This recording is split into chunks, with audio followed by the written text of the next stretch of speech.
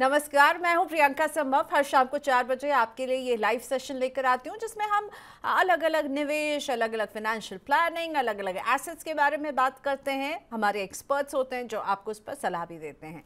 Thursdays को हम बात करते हैं रियल एस्टेट यानी प्रॉपर्टी के बारे में। तो कोविड से पहले जहाँ छोटे साइज ऑफ अफोर्डेबल फ्लैट की डिमांड ज़्यादा थी, अब रियल एस्टेट में ट्रेंड बिल्कुल बदल रहा है। अफोर्डेबल फ्लैट्स के खरीदार जो है वो नहीं मिल रहे हैं, लेकिन महंगे फ्लैट फटाफट बिक रहे हैं। आलम यह है कि देश के बड़े शहरों में सिर्फ मकान की सेल ही नहीं बढ़ी है, बल्कि फ्लैट के साइज भी बढ़ रहे हैं। एनारॉक की एक ताज़ा रिपोर्ट भी यही बता रही है हमें, और हम आज इसी रिपोर्ट को डीकोड करने वाले हैं। समझिए कि कौन से शहरों में फ्लैट का एवरेज साइज कितना बढ़ा है, क्यों इस डिमांड के पीछे क्या वजह रही है, और साथ ही में आप अगर तलाश कर रहे हैं अपने लिए घर, तो फैमिली मेंबर्स के हिसाब से आपको किस तरह के साइज का घर लेना चाहिए। साथ ही आज रेपो रेट को लेकर रिजर्व बैंक ने अपने स्टैंड को वही बरकरार रखा है, दरों में कुछ बदलाव नहीं है। इस पर भी एक क्विक रिएक्शन आपके लिए लेकर आएंगे। अगर आप घर खरीदने का इरादा रखते हैं आने वाले समय में, तो जो रेपो रेट में जो बदलाव नहीं किया गया है, इसका असर आप पर कैसे पड़ेगा। वैसे जिन लोगों के ऑनगोइंग लोन है उन्हें भी तो फायदा मिलेगा। इन सब पर आज हम डिस्कस करने वाले हैं। प्रशांत ठाकुर मेरे साथ जुड़ चुके हैं, रीजनल डायरेक्टर और हेड रिसर्च है एनारॉक में। Thank you so much mister Thakur, आपने वक्त निकाला मनी9 के लिए। और जो लोग हमारे इस कॉन्वर्सेशन में जुड़ना चाहते हैं, अपनी लाइव रिएक्शंस रखना चाहते हैं या फिर लाइव क्वेश्चन कुछ पूछना चाहते हैं, so this is how you could connect with us. हमारा व्हाट्सएप नंबर है 9311121874। ईमेल करना चाहते हैं तो money9query@tv9.com पर ईमेल कीजिए। फेसबुक पर, यूट्यूब के कमेंट बॉक्स पर आप अपने रिएक्शन, अपने कुछ सवाल अगर हो तो वो रखिएगा। बहुत ही अगर आप लोकेशन स्पेसिफिक सवाल पूछेंगे तो शायद हमारे एक्सपर्ट तुरंत आपको उस पर जवाब ना दे सकें, लेकिन हाँ, जनरल बातचीत जो आप अपनी कोई बात हम तक पहुंचाना चाहते हैं ज़रूर लिखिएगा। Let's welcome Prashant Thakur once again. Prashant, मैं आपसे ये समझना चाहूँगी कि देश के जो मेन 7 सिटीज़ में ये आपका सर्वे था, और वो बता रहा है कि फ्लैट का साइज़ जो है 2022 की तुलना में बढ़ा है। तो ये साइज़ इंक्रीज आप कितना देख रहे हैं इन शहरों में? मुंबई, एनसीआर, बेंगलुरु, पुणे, हैदराबाद, कोलकाता और चेन्नई शामिल हैं। तो ये ट्रेंड क्या इन्हीं 7 शहरों के लिए स्पेसिफिकली है? आपने जैसा कि अपने ओपनिंग रिमार्क्स में कहा कि कोविड के बाद हमने देखा है कि लोगों की जो प्रेफरेंस है बड़े साइज के मकान की तरफ बढ़ गई है, और ये हमें साइजेस में डेफिनेटली देखने को मिला है। सो अगर हम डेटा की बात करें तो पिछले साल के तुलना में 2023 में हमने जो नए लॉन्चेस देखे, उसमें औसतन 7 शहरों में मिलाकर अगर आप देखिए तो करीब 11% की साइज में बढ़ोतरी हुई थी। अब अगर ये देखा जाए कि कौन से शहरों में सबसे ज्यादा कितनी हुई थी, तो अगर आप देखें एनसीआर में हमने देखा कि सबसे ज्यादा साइज इंक्रीज हुई, 37% compare to last year size बढ़ी थी। जहां अगर आप देखिए 2022 में एक एवरेज साइज ऑफ फ्लैट 1300 के आसपास हुआ करती थी, एनसीआर में वो बढ़कर करीब 1800 के लगभग हो गई है, जो कि काफी मैसिव जंप है। इसी तरह हमने बाकी सब शहरों में देखा है, सिर्फ 2 शहर को अगर छोड़ दिया जाए, वो है MMR which is Mumbai metropolitan region, और कोलकाता, जहां पे हमने sizes compare to last year थोड़ी सी गिरावट देखी है। मुंबई में 5% की गिरावट हमने देखी है, और कोलकाता में 2% की। ओके, तो मुंबई आपको क्यों लगता है वजह क्या है? ये मुंबई और कोलकाता ये क्यों लेफ्ट आउट रह गए? साइज यहाँ पर क्यों नहीं बढ़े? क्योंकि मुंबई में तो वैसे भी घरों का साइज छोटा होता है एज कम्पेयर टू दिल्ली, जहाँ हमने सबसे ज्यादा हाइक, आपकी रिपोर्ट बता रही है, हम साइज में देख रहे हैं। तो एमएमआर यानी मुंबई मेट्रोपॉलिटन रीजन और कोलकाता में आपको क्यों ये फील हो रहा है? Why do you think? आप लोग क्या कंक्लूजन निकाल रहे हैं, क्या वजह है साइज घटने की? देखिए, ऐसा नहीं कि ये 2 शहर लेफ्ट आउट रह गई है। अगर आप देखिए पिछले 2-3 सालों में कोविड के बाद हर शहर में साइजेस बढ़ी हैं। अब मुंबई की अगर आप बात करें तो मुंबई में कैपिटल वैल्यू भी ज्यादा होता है। सो अगर साइज लगातार बढ़ती रहे और प्राइस एप्रिसिएशन भी ज्यादा होते रहे, तो शायद वो अफोर्डेबिलिटी इक्वेशन गड़बड़ा जाता है। सो डेवलपर्स ने बहुत ही समझदारी के साथ उन्होंने साइज को इस बार थोड़ा रिस्ट्रिक्ट किया है, ताकि जो ओवरऑल टिकट साइज जो फ्लैट्स की हैं वो पहुंच के दायरे से बाहर ना चली जाए। सो एक ये कारण हो सकता है मुंबई में, क्योंकि मुंबई में हमने देखा है कि प्राइस एप्रिसिएशन भी काफी स्ट्रांग रहा है, मार्केट भी काफी स्ट्रांग परफॉर्म किया है, और जैसा कि मैंने कहा पिछले 2 साल से यहाँ पे साइज बढ़ी है। सो मैं ये कहूंगा कि अफोर्डेबिलिटी इक्वेशन को देखते हुए डेवलपर्स ने साइज को थोड़ा रिस्ट्रिक्ट किया है। कोलकाता में कहानी बिल्कुल दूसरी है। कोलकाता अगर देखा जाए ही एक ऐसा शहर है जहाँ की पिछले 2 साल की तेजी में अभी भी वो तेजी देखने को नहीं मिली है। जहाँ की बाकी के 6 शहरों में हमने काफी स्ट्रांग मोमेंटम देखा कोविड के बाद, Kolkata seems to be left out somewhere. तो मुझे लगता है कि वहां पे औसतन फ्लैट साइजेस काफी बड़ी होती हैं। तो हो सकता है अभी जो नए लॉन्चेस जो डेवलपर कर रहे हैं उन्होंने साइज को थोड़ा छोटा करने की कोशिश करी है, ताकि टिकट साइज थोड़ा कम हो सके, और जिसकी वजह से वो शायद मोमेंटम गेन कर पाए। तो ये 2 कारण हैं। अदरवाइज मुझे नहीं लगता है कि किसी नेगेटिव कारण की वजह से साइजेस घटी है। एक ओके, बेसिकली बैलेंसिंग है डिमांड के हिसाब से।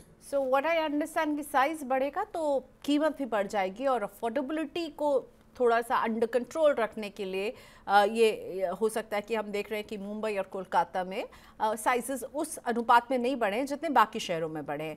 सो I really want to know आपसे प्रशांत कि कौन सा वो शहर है जो टॉप में है, जहां पर फ्लैट का साइज सबसे ज़्यादा बढ़ा है, और अगर आप हमें बता सकें कि as compare to previous year कितना बढ़ा है, यानी कि 2022 में किस टाइप के साइज के एवरेज जो बिक्री हो रही थी देख रहे थे, और 2023 में आप लोगों ने क्या पाया?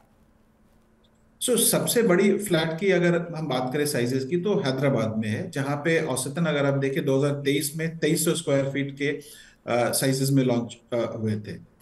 और उसके बाद अगर आप देखें तो हमारा एनसीआर आता है, जैसा कि मैंने कहा, वहां पे हमने सबसे ज्यादा परसेंटेज ग्रोथ देखा है, 37% की। अगर आप एमएमआर की बात करें, जहां हम बोल रहे हैं कि साइजेस थोड़ी सी घटी है, इस साल अगर आप देखें तो 794 स्क्वायर फीट एवरेज साइजेस रही हैं, compare to 840 square feet last year. और कोलकाता में अगर आप देखिए, जहां पिछले साल अगर आप हम बात करें करीब 1150 की आती थी साइजेस, वहां पे थोड़ी सी 2% से घटी है। अगर आप देखें in terms of absolute size, Hyderabad is the market जहां पे सबसे ज्यादा बड़े फ्लैट का प्रचलन है। एनसीआर में हमने देखा है कि प्रेफरेंस टुवर्ड्स लार्जर हाउसेस का भी थोड़ा ज्यादा है। 2-3 और कारण है। अगर आप देखिए कंपेयर टू मुंबई, आप देखेंगे कि इन सब शहरों में अभी भी कॉस्ट ऑफ लैंड मुंबई के तुलना में ज्यादा नहीं है। वहां पे अभी भी आपको आउटस्कर्ट्स में अफोर्डेबल लैंड पार्सल मिल जा रहा है, कम प्राइसेस में मिल जा रहा है। हालांकि अफोर्डेबल तो आज के मार्केट में कुछ रहा नहीं, पर फिर भी प्राइसेस कंपेयर टू मुंबई काफी नीचे है। तो वहां पे preference of buyers and ability of developers to launch larger project is high. तो इसलिए आप ओके, देखेंगे हैदराबाद एनसीआर में काफी बड़ी फ्लैट्स आ रही हैं। और मुंबई में हमने देखा है कि थोड़ी सी साइजेस छोटी है। हालांकि बॉम्बे के स्टैंडर्ड के हिसाब से अगर आप देखें 750 800 के कारपेट भी एक अच्छा स्टैंडर्ड माना जाता है, कंसिडरिंग कि how landlocked the city is. So I think Prashant ji, अगर हम रियल एस्टेट मार्केट को देखें तो एक जो पूरी जो सोच बदली हम कह सकते हैं, वो एरा एक जो कोविड से पहले था और एक समय जो कोविड के बाद हुआ। तो आप इसमें क्या डिफरेंसेस देख रहे हैं? कोविड से पहले बड़े शहरों में फ्लैट का एवरेज साइज क्या होता था, और अब पोस्ट कोविड आपने इसे किस तरह बढ़ते हुए देखा है? क्योंकि और बढ़ने के पीछे जो मैं समझ रही हूँ, एक वजह है कि लोगों को समझ में आ गया कि उन्हें हो सकता है ज़्यादा समय घर में बिताना पड़े, और ऐसे में थोड़ा स्पेस अगर हो तो सभी मेंबर्स ज़्यादा कंफर्टेबल रहते हैं। With that is my understanding, but I am really curious to know कि आप लोगों की क्या रीडिंग है इसको लेकर के, प्री कोविड पोस्ट कोविड। देखिए, प्री कोविड और पोस्ट कोविड अगर आप देखें, कोविड के बाद जितने भी न्यू लॉन्चेस आए हैं, औसतन हमने देखा कि 24% के हिसाब से साइजेस बढ़ गए। एक क्लियर इंडिकेशन है कि लोगों का अब जो रिक्वायरमेंट है is more towards your bigger homes. 2-3 कारण है। देखिए, कोविड के बाद लोगों ने रियलाइज किया कि घर सिर्फ अब रहने के लिए, it's more of a functional home. जहां से आपने देखा लॉकडाउन के समय या किसी अनफोर्स सिचुएशन के समय आप के बच्चे घर से स्कूलिंग कर रहे हैं, आप आज के डेट में देखिए वर्क फ्रॉम होम एक एक कॉमन प्रेफरेंस बन गई है, हाइब्रिड मॉडल। लोगों को एक एक एक सेपरेट स्पेस चाहिए, जो उनका पर्सनल स्पेस होता है, जहां से वो अपना काम कर सके।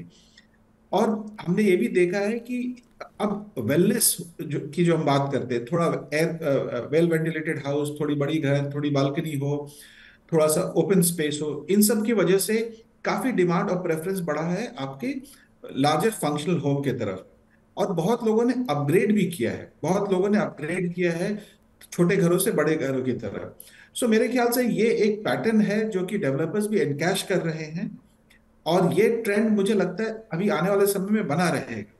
बिकॉज आप देखिए बहुत सारे जो प्रोजेक्ट्स हैं आजकल कनेक्टिविटी की वजह से पेरिफेरल एरियाज में आ रहे हैं, जहां लैंड की अवेलेबिलिटी उतनी दिक्कत वाली नहीं है जितनी कि अगर आप सिटी सेंटर की बात करें। तो वहां पे दो चीजें हो रही हैं, इंफ्रास्ट्रक्चर की वजह से पेरिफेरल एरिया वेल कनेक्टेड भी हो रहे हैं, हाइब्रिड वर्किंग मॉडल की वजह से अब आपको ये मजबूरी नहीं कि आपको सीबीडी के आसपास ही रहना है, एक छोटे से घर में रहना है। अब आप कहीं, आप हफ्ते में 3 दिन ऑफिस आ रहे हैं, वर्क फ्रॉम होम कर रहे हैं, तो आप आउटस्कर्ट्स में रह सकते हैं जहां पे आप बड़े घर को अफोर्ड कर रहे हैं। सो ये ट्रेंड मेरे ख्याल से काफी फंडामेंटल शिफ्ट लाया है कंज्यूमर प्रेफरेंस के नजरिए से, और किस तरह से अब हम अपने घर को देखते हैं। जैसा कि हमने कहा कि home has become more functional, and and लोग अब देखते हैं कि वेल बीइंग, वेलनेस रिलेटेड चीज अब घर में ढूंढ रहे हैं। फंक्शनल बहुत ही ये कीवर्ड मुझे लगा इस बातचीत में, कि फंक्शनल घर चाहिए, अच्छी वेंटिलेशन चाहिए, और कनेक्टिविटी का अगर इशू नहीं है तो थोड़ा आउटस्कर्ट में भी जाकर के अगर बड़ा घर दूर भी मिल जाए तो लोग वो भी पसंद कर रहे हैं। कनेक्टिविटी के साथ साथ मतलब आप जो है आने जाने के लिए रोड्स हो, मेट्रो, पब्लिक ट्रांसपोर्ट की सुविधा हो, तो और जो थोड़े से फार फ्लंग लोकेशंस माने जाते थे वो भी अब लोगों की पहुंच में आ रहे हैं। वैसे प्रशांत, आप क्योंकि रियल एस्टेट वॉच करते हैं क्लोजली, मुझे ये बताइए आपके अकॉर्डिंग 4 लोगों के एक नॉर्मल फैमिली के लिए 4 सदस्य हैं तो आप उन्हें क्या कहते हैं, आपके फ्लैट का आइडियल साइज क्या होना चाहिए? I know everything boils down कि आपका बजट कितना है, बट स्टिल अगर हम कहें कि 4 सदस्य हैं तो आप लोग एज एन एक्सपर्ट क्या कहते हैं कि उनको इतना लिवेबल स्पेस तो चाहिए होगा? देखिए मेरे ख्याल से 850 से 1000 स्क्वायर फीट कारपेट एरिया की मैं बात कर रहा हूँ, सफिशिएंट रहता है। अगर आप देखें कि आपका बजट भी उसके हिसाब से आ जाता है, आपको एक थोड़ा सा 4 फैमिली मेंबर्स के लिए, जहाँ मैं अज्यूम करता हूँ हस्बैंड वाइफ और 2 बच्चे हैं, उनके ख्याल से ये साइज ठीक है। 850 से 1000 स्क्वायर फीट का कारपेट एरिया मेरे हिसाब से बिल्कुल सही रहेगा। और अगर आपको डिपेंड करता है, आपकी फैमिली थोड़ी बड़ी आ रही है, आप एंटिसिपेट कर रहे हैं कि आपके पेरेंट्स को अगर आप लाना चाहते हैं जो कि आपके साथ रहेंगे, तो तब आप देख सकते हैं करीब वही 1100 से 1200 स्क्वायर फीट कारपेट एरिया के ऊपर, ये आइडियल साइज माना जाता है। ओके और आप जब कारपेट एरिया कहते हैं तो मुझे थोड़ा सा जी हाँ। समझाइए ना इस टर्म को कि क्या होता है कारपेट एरिया। एक लेमैन कैसे समझे जब वो घर खरीदने जाता है कि उसे कारपेट एरिया का ख्याल रखना है, और कारपेट एरिया के नाम पर कई और तरह के एरियाज भी उनको बता के बेच दिया जाता है। सो कारपेट एरिया बिल्कुल सिंपल तरीके में मैं समझाऊंगा, बिल्कुल नाम के हिसाब से कारपेट एरिया का मतलब है, जब आप अपने घर पे अगर कारपेट अगर आप ले डाउन कर रहे हैं तो जितनी भी एरिया वो कारपेट ऑक्यूपाई कर रहा है, which excludes the area under the walls, वो एरिया को कारपेट एरिया बोलते हैं। अगर उसी में अगर हम वो एरिया जो कि वॉल्स के अंदर आते हैं उन सब चीजों को इंक्लूड कर लें तो हम उसको बिल्टअप एरिया बोलते हैं। और अगर डेवलपर आपको बोलता है सुपर बिल्टअप एरिया, वो फिर हो सकता है कि कॉमन एरिया का प्रोपोर्शनेट शेयर आप में ऐड कर रहा है। So carpet area is actually the area जो आप यूज कर रहे हैं, बिल्कुल उसी पे वो ये वर्ड कारपेट एरिया भी उसी टर्म से आया है कि अगर आपने अपने घर के अंदर कारपेट बिछाया है और जो एरिया वो ऑक्यूपाई कर रहा है, that is called carpet area, which is actual area that you are using it. तो जो एरिया आप यूज करेंगे वो होता है कारपेट एरिया। अगर आप नया घर खरीदने की तैयारी कर रहे हैं तो हमेशा कारपेट एरिया का जो भी इलाका जितना कवर हो रहा है वो ज़रूर चेक करें, क्योंकि बिल्ट अप एरिया में कॉमन एरियाज को भी जोड़ा जाता है। अब मैं अफोर्डेबिलिटी पर आती हूँ प्रशांत जी। फ्लैट का साइज़ बढ़ा है, आपकी रिपोर्ट बता रही है और कई रिपोर्ट्स भी जो हैं वो भी बता रही हैं, तो इससे फ्लैट की कॉस्ट पर कितना असर आप लोग देख रहे हैं? आपने क्या फील किया है? हम तो मार्केट में तेज़ी देख रहे हैं, हमें जो समझ में आ रहा है फ्रॉम दिस साइड कि हाँ मार्केट में तेज़ी है, फ्लैट की कीमतें अब ऊपर भी जा रही हैं। आपको क्या लगता है, साइज़ बढ़ना भी एक कंट्रीब्यूटिंग फैक्टर है? देखिए इसमें कोई शक नहीं है कि पिछले 2-3 सालों में प्राइस में हमने तेजी देखी है, और साइज बड़े होने की वजह से प्राइसेस भी, टिकट साइज बढ़ती है। पर हमें एक दो चीज और ध्यान में देखना पड़ेगा कि अगर आप बात करें, अगर आप देखें कोविड के पहले जब सेक्टर काफी स्लो डाउन के थ्रू गुजर रही थी, तो बिल्कुल आप देखें 5-6-7 सालों तक प्राइस बिल्कुल नहीं बढ़ा था। सो ये थोड़ा बहुत जो मैंने इंक्रीज देखा है वो आप बोल सकते हैं कि थोड़ा कैचअप भी हुआ है, प्राइसेस थोड़े बढ़े हैं, जब मार्केट ठीक होता है तो लोग थोड़ा कैचअप भी देखते हैं। और उसके अलावा इन्फ्लेशन भी काफी बढ़ा है। इन सब चीजों के अलावा अगर अफोर्डेबिलिटी को आप देखें, आज के डेट में होम लोन रेट्स अभी भी काफी मैं बोलूंगा निचले स्तर पे कंपेयर टू जो हम 10 साल पहले की बात करते हैं, जहां पे 12 से 14% हुआ करता था, आज 8.5 से 9% के बीच में है। और डेवलपर्स ने भी जिस तरह की तेजी अभी हम देख रहे हैं, डेवलपर्स ने भी बहुत ज्यादा रैंडमली प्राइस नहीं बढ़ाया है। उन्होंने इनपुट कॉस्ट के कुछ कंपोनेंट खुद एब्जॉर्ब किए हैं और कुछ पास ऑन किए हैं। इसका कारण ये है कि अभी जो मार्केट जो है रिकवरी हमने देखी है वो एंड यूजर ड्रिवन रिकवरी है। हम्म। अगर आप आज से 10 साल पहले 15 साल पहले की बात देखें, डेटा निकाल कर देखें, जब इन्वेस्टर और स्पेकुलेटिव एक्टिविटीज काफी होती थी, हमने देखा जब ग्लोबल फाइनेंशियल क्राइसिस के बाद मार्केट ने रिकवर करना शुरू किया, डेवलपर्स ने अचानक से 20% 30% प्राइस बढ़ा दिया था, जिसकी वजह से वो मोमेंटम ब्रेक हो गया था। आज के डेट में रेरा के आने के बाद काफी कॉर्पोरेट और क्लीन डेवलपर्स मार्केट में हैं, जो मार्केट डायनामिक्स को समझते हैं। वो जानते हैं कि अगर हमने ये अफोर्डेबिलिटी का इक्वेशन खराब कर दिया तो शायद मोमेंटम ब्रेक हो जाएगा। तो इसलिए वो बहुत ही कॉन्शियस, बहुत ही साइंटिफिक तरीके से सर्टेन एलिमेंट ऑफ प्राइस खुद एब्जॉर्ब करते हैं, कुछ पास ऑन करते हैं। तो मेरे ख्याल से अगर आप टोटल अफोर्डेबिलिटी देखें तो अभी भी काफी इक्वेशन अच्छी है। और मैं बार बार यही कहता हूं कि आज के मार्केट में जहां आप देख रहे हैं बहुत सारे ग्रेड ए डेवलपर्स हैं। आप देखिए पिछले साल हमने करीब 4 लाख के लगभग यूनिट कंप्लीट होकर डिलीवर हुई थी। 2024 में ये उम्मीद की जा रही है कि 5 लाख यूनिट कंप्लीट होकर डिलीवर होगी। तो मैं ये कहना चाहता हूं कि एग्जीक्यूशन पे भी काफी फोकस है हम्म। और मोमेंटम भी अच्छा। तो एंड यूजर के लिए अभी बहुत सही समय है खरीदने का। और इंटरेस्ट रेट अभी फिलहाल मुझे लग नहीं रहा है कि कुछ ज्यादा आरबीआई छेड़छाड़ करेगी, आज भी स्टेटस क्यों बना रहा है। तो सब कुछ देखिए सही चल रहा है। डेवलपर्स, ग्रेडेड डेवलपर्स अच्छे प्रोजेक्ट लॉन्च कर रहे हैं, कंस्ट्रक्शन कंप्लीशन पे फोकस है, आपकी अफोर्डेबिलिटी भी बनी हुई है और आपको So if you're timely dreaming of your delivery मिल रहा है। dream house, this is the right time. अब दिस इज द राइट सबसे टाइम। ज्यादा, अब मुझे बताइए, हमने 2023 में तो देख लिया भाई क्या किस तरह से हमने देखा साइजेस बढ़ते हुए। अब 2024 की बात करते हैं, तो आपको क्या लग रहा है ये जो प्राइस में एक हम मोमेंटम देख रहे हैं, ये बरकरार रहेगा, ये मूड बरकरार रहेगा, और कीमतों को हम कितने % बढ़ते हुए देखेंगे 2024 में एंड यूजर के लिए? देखिए जैसा कि मैंने बोला कि 2 साल में हमने अच्छी प्राइस ग्रोथ देखी है। 2024 में मैं उम्मीद करता हूं कि इन्फ्लेशन +2% आप पकड़ लीजिए, इस रेंज में प्राइस इंक्रीज होगी। तो जहां तक कि हम उम्मीद कर रहे हैं 6 से 8% के बीच में औसतन एवरेज इंक्रीज होनी चाहिए। इन्फ्लेशन में आप 2% जोड़ लीजिए to simplify for a audience, क्योंकि आपके इन्फ्लेशन की वजह से कॉस्ट आपका बढ़ेगा। और आप मान के चले कि 2% अपने डेवलपर अपने मार्जिन प्रोटेक्ट करने के लिए ये करेगा।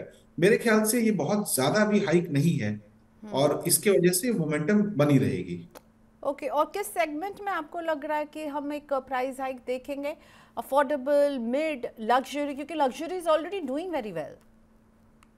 देखिए अफोर्डेबल में मुझे नहीं लगता है कि प्राइस राइज की ज्यादा गुंजाइश है, क्योंकि अफोर्डेबल सेगमेंट अनफॉर्चुनेटली इस तेजी के दौर में थोड़ा पीछे रह गया है। अगर आप हमारी डेटा की बात करें तो हमने देखा कि जहां 2019 में अफोर्डेबल प्रोजेक्ट का शेयर इन ओवरऑल लॉन्चेस करीब 40% हुआ करता था, आज के डेट में 19% रह गया। तो वहां पे अभी फर्दर प्राइस एब्जॉर्प्शन की कैपेबिलिटी बायर्स में नहीं है। मुझे लगता है लग्जरी और अपर और मिड लग्जरी में ये दो सेगमेंट है जहां पे आप देख सकते हैं कि थोड़ा सा लीवे होता है प्राइस अप्रिसिएशन का, प्राइस बढ़ाने का, depending on project and locality. और क्योंकि बायर्स दे डोंट माइंड, अगर प्रोजेक्ट अच्छा है, लोकेलिटी अच्छी है, तो इस सेगमेंट के बायर्स उतना प्राइस सेंसिटिव नहीं होते हैं। ओके, तो आप मुझे ये बताइए कि इस बार के एंटरिम बजट में सरकार ने किराए पर रहने वालों के लिए नई स्कीम लाने की घोषणा की। इससे ज़्यादा कुछ अभी डिटेल्स उन्होंने नहीं दिए हैं, लेकिन उन्होंने ये ज़रूर कहा है कि जो लोग किराए के घर में रहते हैं या फिर छोटे सेटलमेंट्स में रहते हैं, उनके लिए हम इंतज़ाम करेंगे कि सबके पास अपना घर हो। इस स्कीम को आप किस तरह से देख रहे हैं? आपकी क्या उम्मीदें हैं इससे जुड़ी हुई? क्योंकि इससे ज़्यादा डिटेल्स अभी शेयर नहीं हुई हैं। देखिए ये थोड़ा मुझे लगता है सोशलिस्ट कॉज है, which is aim towards housing for all scheme प्रधानमंत्री का। क्योंकि उन्होंने क्लियर कहा है कि ये जो स्कीम है उन लोगों के ऊपर लागू होगी जो कि झुग्गी झोपड़ी में रहते हैं, अनऑर्गेनाइज्ड कॉलोनी में रहते हैं। और ये बेसिकली इसका ये फायदा होगा कि जितने भी अनऑर्गेनाइज्ड आप देख लिए कॉलोनी है, जो स्लम्स है, वो थोड़े रेगुलेट होंगे। आप देखेंगे कि कुछ कुछ अच्छे आपके लोकेलिटीज जो हैं वो बेहतर बनेंगे, जहाँ पे आप देखते हैं अच्छे प्रोजेक्ट्स है लग्जरी एंड हाई एंड, पर आप देखेंगे बगल में स्लम है या अनऑर्गेनाइज्ड झुग्गी झोपड़ियां हैं।